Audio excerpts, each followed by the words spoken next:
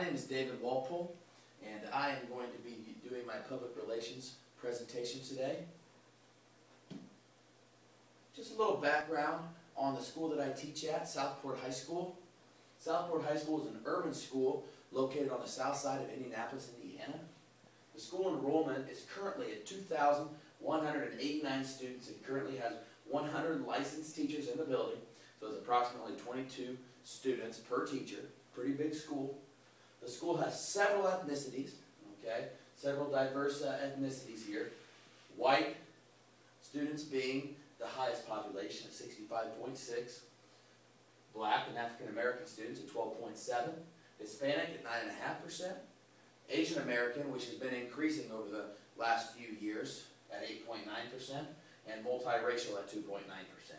The school also contains a population of exceptional learners, including students with exceptional and special needs at 10.4%, and English language learners at 12.3%, as that has continued to grow as well. And the school has several students at or near poverty level, with 48.6% of students on free lunch and another 8.4% on reduced lunch plans. Just a little bit of progress that Southport has made over the last few years. End of course assessment testing, or ECA, has resulted in more success over the last few years, finishing this year at 68% of students passing both Algebra 1 and English 10 tests. This is from 51.8% passing both last year and up from 35.1% the year before that. Although it has continued to improve, schools need to continue to improve more in order for the school to be graded well for accountability. As more accountability rises in the state, we need to continue to work to improve. Graduation rates have also continued to rise at the school, although still need more improvement. Last year, Southport graduated 442 students, 89.1%, which was up from the year before at 85.3%, and the year before that at 79.5%. So we're making gains, but still have work to do. And then I'm a math guy, so I like to give visual data, and graphs of what we just talked about. Here's the pie graph of the ethnicity here. Obviously, the white population makes up a lot, where the black and Hispanic populations are still pretty high, and Asian has been getting even higher as well, Asian American students. Free reduced lunch plans right here. And this is pretty staggering as the free meals, and then the paid meals are right here, so those are very close. And then special education in the blue here, just a little visual representation. All right, and then English language learners, here's a pie graph as our ELL students continue to grow. Here's our ECA passing percent trend. I like this graph from the DOE as Indiana. There is the, still getting used to the smart board here. All right, so Indiana is in the blue. That's Indiana as a whole. And here's our corporation in the purple. And then here's our school. So our school is still below the Indiana average. All right, but we are continuing and getting closer there, as well as getting closer to our school corporation average as well. And here's our graduation rate as it has continued to grow each time. And it's actually above the state, as the state is in the blue, and also above the corporation as well, as we have a couple high schools in our corporation here. Now we'll move on. School discipline, a cause for concern. I'm identifying a problem that I believe that Southport has had over the last few years. School discipline has been an issue. All right, some of the major offenses include drug use. We've had students caught with drugs and things on school grounds. Weapons. Nothing major in terms of shootings or anything, but we have found weapons in the past. Fighting, sexual activity, intolerable hallway conduct. That is not conducive to learning. Disrespect toward adults and disrespect toward peers, bullying, and things like that. Some of the minor offenses include cursing and running in the hallway, and I hate to say these are minor, but maybe compared to these a little bit more minor, but there's a lot of cursing in the hallway right now. Dress code offenses. We don't have a strict dress code, but they are to abide by the standards that we set. Tardies and truancies to class have been growing, as well as improper electronic device use. They want to get on Facebook and MySpace and things during class, when it's not not the time to do that, okay? Or have their phones out at all, okay? So school discipline, I feel that many schools struggle with this. And I know that this issue is not only affecting Southport. However, our number of referrals has risen in past years and suspensions are still on the rise. School discipline is supposed to identify the behavior, give consequences for that behavior, and correct the misbehavior. However, if our numbers continue to rise, then our discipline program is not doing its job. We have to take all accountability of the struggling. We all have to take this accountability. Blaming the students and kids on continuing to perform incorrect behavior is not an adequate solution to the problem. The standard for behavior, consequences, and implementations of these consequences are not currently working. Just like I said earlier, we have to take accountability and find out ways for us to proactively fix the system and help our students become better disciplined. Okay, other concerns, and evaluations of our student discipline system now. A couple years back, administrators and teachers in the school met with each other to discuss the school discipline issue. Referrals were very high, and administrators gave teachers time to discuss how we can go about reducing the number of referrals. Many teachers were offended by this, as they felt the professional judgment was being criticized, and that administrators were telling them that they were writing too many students up daily. It didn't go well, in the teachers' lounge, or and as teachers began talking, they did not agree with this. The meeting did not seem to end well, as it created conflict. And administrators wanted the two entities to get on the same page, but this meeting seemed to do the opposite. Referrals continue to mount and suspensions continue to increase. The student discipline system was not improved. So we got to find a way to go about it a different way. School discipline's impact on public relations and public image. The poor discipline system at Southport also has resulted in a poor relationship and outlook from the public in recent years. In 2010, there was a report on the local news channel about increasing violence in schools, and Southport was mentioned as a school in which fighting occurred at a large rate.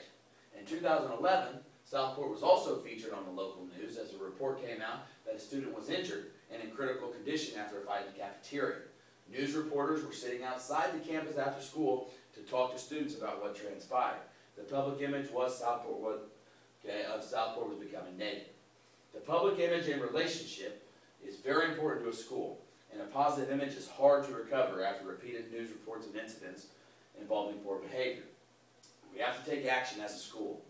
It is up to all of us to improve the discipline process, help our students behave effectively, and improve our relationship with both the media and the community. And here's our possible solution and how we're going to go about it. There is no simple answer to the discipline problem. If that were the case, the problem would already be solved. The issue is much deeper and must be broken down into specific components and jobs that involve everyone in the school as well as the community. If everyone can do these jobs, then I feel that school discipline and behavior will be improved. I understand that misbehavior will always occur. After all, we are dealing with kids and young adults. However, I feel by using these procedures, we can limit and reduce both major and minor offenses in the school behavior and improve the school as a whole. So I'm going to go about different roles, about what we have to do in the school discipline process. Administrators are the school leaders, and improvement has to start with them.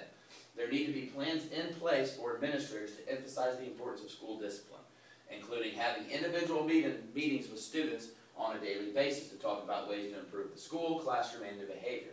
By giving kids a say, we make them feel important and that their voice is heard.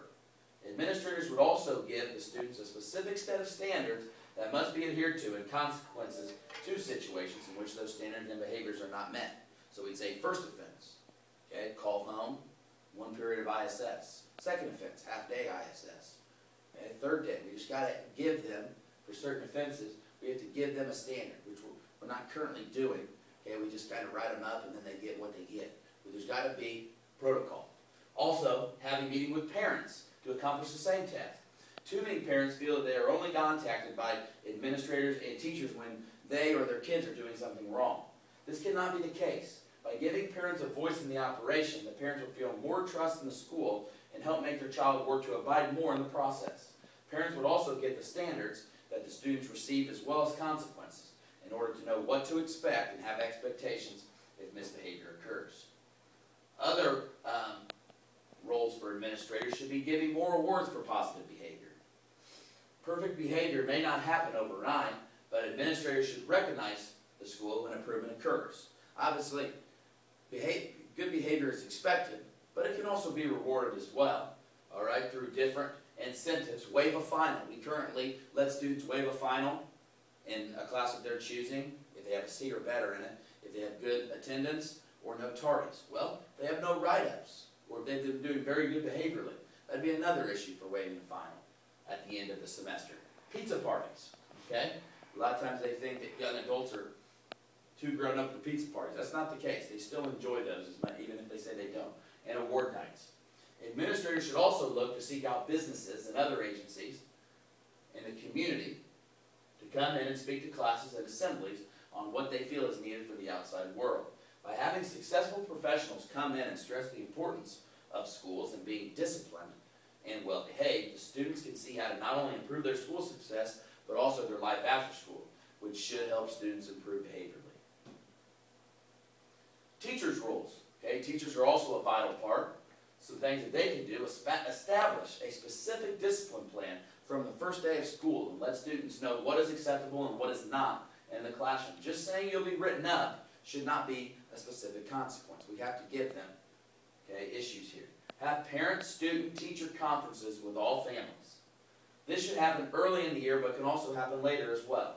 Teachers should give the parents and students time to discuss their thoughts and feelings about the class. We have tried this, but sometimes parents have had trouble attending. We have to continue to go above and beyond and meet according to the schedules of the parents and really persuade and encourage these parents to attend the conferences.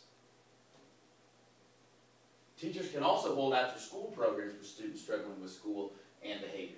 Many students have joined clubs or sports in past years and have improved in their behavior. So I feel that students struggling should be assigned to a club or sport of their choice to attempt to improve the behavior. Now, as a coach, I know sometimes if they throw me a kid, and sometimes he struggles. He struggles in school. He may also struggle in the sport in terms of getting along with teammates and things like that. But if we set the tone and we set consequences and things, I have seen a lot of students that are at risk join clubs and sports and gain an interest and then become better in school as well.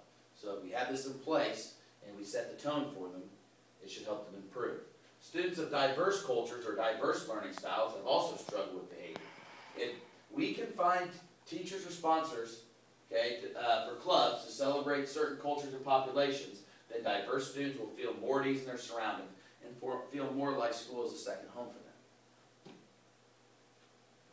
Community partners, can come in and speak to students, and they can also come into the school and put on presentations on what they do and how it helps the community.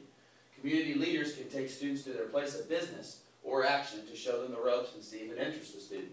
This could possibly result in students finding a possible future, setting goals, and improving academically. Higher institutions of learning, such as local colleges, can come in and talk about possible programs that they offer. This can give students a future vision and goals as well. We have some of this going on, but we need to have more. And we need to go out and seek these agencies. I believe that when students have goals and future interests, they will improve in school and behavior. This plan will not work if effective communication is not used in each stage of the process. Administrators, teachers, and community members have to communicate well with parents and students to let them know how the new plan will work.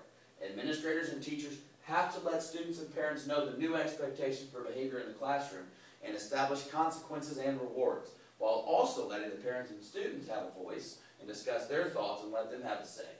Administrators and teachers also need to persuade parents and teachers to get them to buy into the process and why the plan is in place. Community members can also persuade students to take an interest in something and really work to get them excited about their field and their skills. Reflection. No discipline plan is perfect. I know that. So all of the components discussed in this plan have to always be constantly reflected upon to see how the results are received. Administrators, teachers, parents, students, and community members all have to work their best to do their job in order for the plan to succeed. By reflecting, they can check themselves and see if they are truly working to do all that is asked in the plan. If they are doing all they can and the plan is not improving behavior, then they may have to do some adjustments to the plan in order for them to be more successful. No plan is flawless, and we have to establish those flaws through reflection and work to find solutions to make the system better. A little tip sheet for public relations as well. I believe that as behavior improves,